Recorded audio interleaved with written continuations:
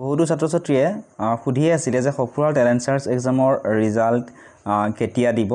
সফুৰা talent search এক্সামৰ ৰিজাল্টটো আমি ক'ত পাম আৰু এই টেলেণ্ট সাৰ্চ এক্সামৰ কুৱেশ্যন পেপাৰসমূহ ক'ত পাম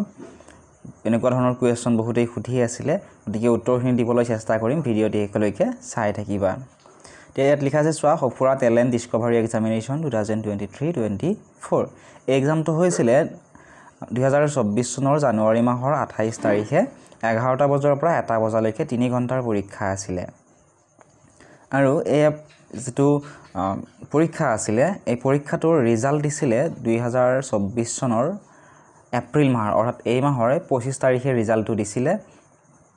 এতিয়া বহুতে সুধিছিল যে ৰিজাল্টটো আমি ক'ত চাব পাৰিম ৰিজাল্ট চাবৰ বাবে কোনো ধৰণৰ ৱেবছাইটত এতিয়ালৈকে ৰিজাল্টটো দিয়া নাই তোমালোকৰ স্কুলৰ প্ৰধান শিক্ষকজনক তোমালোকে এই ৰিজাল্টৰ বিষয়ে সুধিব লাগিব তেওঁ তোমালোকক ধুনিয়াকৈ জনাই দিব ঠিক আছে এতিয়া চাও আহা এই এক্সামটোত যদি তোমালোকে পাস কৰা তোমালোকে কিমান টকা পাবা ঠিক আছে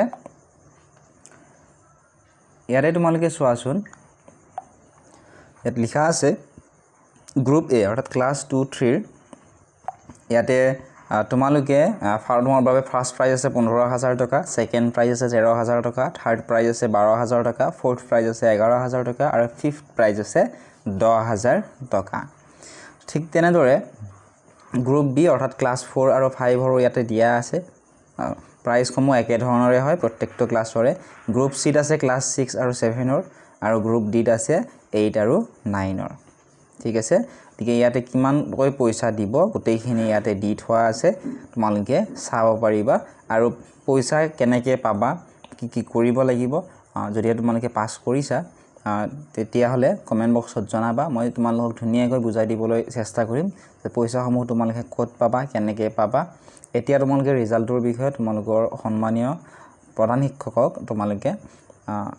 সুধি লবা তেওঁ তোমালোকক ধুনিয়াকৈ জনাই দিব এইখিনি আছিল আজিৰ এই ভিডিঅ'টিত ইয়াৰ ৰিলেটেড যদি কিবা সুধিবলগীয়া আছে কমেন্ট সেকশনত কমেন্ট কৰি তোমালোকে সুধিব পাৰিবা চেনেলটো যদি সাবস্ক্ৰাইব কৰা নাই সাবস্ক্ৰাইব